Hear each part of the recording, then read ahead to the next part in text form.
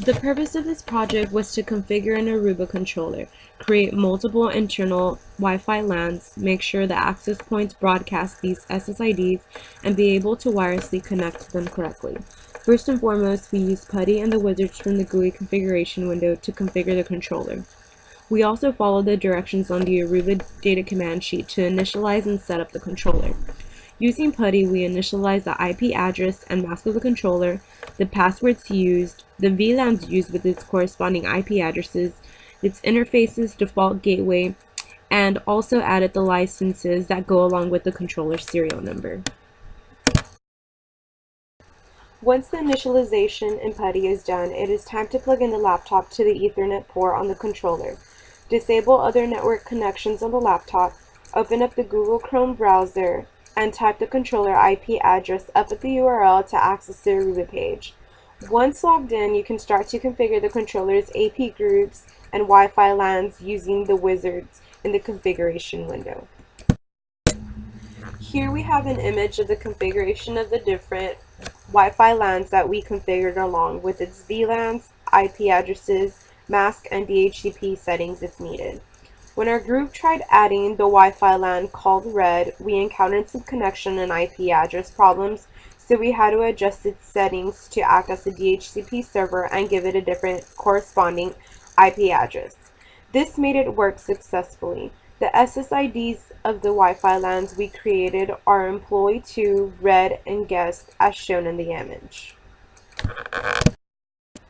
Here we have an image of configuring an AP group. This group holds the Wi-Fi LANs and SSIDs that we created.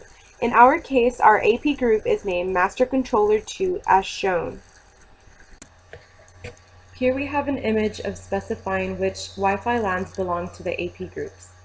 As you can see, we only choose Employee 2 and Red to be in our Master Controller 2 AP group. The most Wi-Fi LANs an AP group can hold, according to this controller, is 8.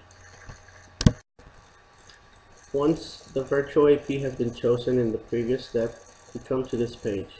Here we choose what type of radio and what VLAN we want for our AP. In the case of Red, we choose all radios on VLAN 22.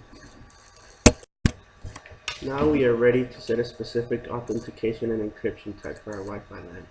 The authentication type chosen for Red was WPA2 personal with a strong AES TKIP encryption, but without a link layer authentication, with all users sharing the same encryption key.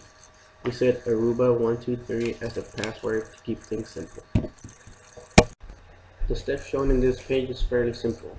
Here we specify the roles and the policy for the Wi-Fi LAN. The role specified for Red was authenticated, and we chose a policy to allow all.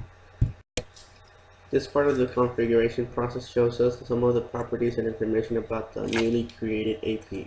It shows us the AAA profile and the SSID profile. In this slide, we are setting up our service set identifier, or SSID. This is basically the name that the user will see when they're trying to connect to your network. We also set up the network we will support and a pre-shared key so our network can be secured. In this slide, we are showing that our access point and Wi-Fi LAN are up because there is one in the total up column. This just means that our network is being broadcasted. In this slide, we are connecting to our network. You connect your network like any other Wi-Fi network. Once you are connected, go to your command prompt and type in ipconfig. If everything is working correctly, you should get an IP address similar to the one you have set for your Wi-Fi.